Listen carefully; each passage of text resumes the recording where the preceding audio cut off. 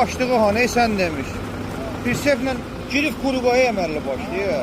Vay bular kuruğuna güne koydu ya. Bu nedir?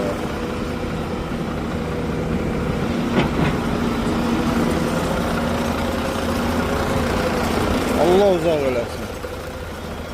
Yenə də xamas. Başın bəlalıdır da xamas. Problem səndən eksik deyil də. Allah haqqı.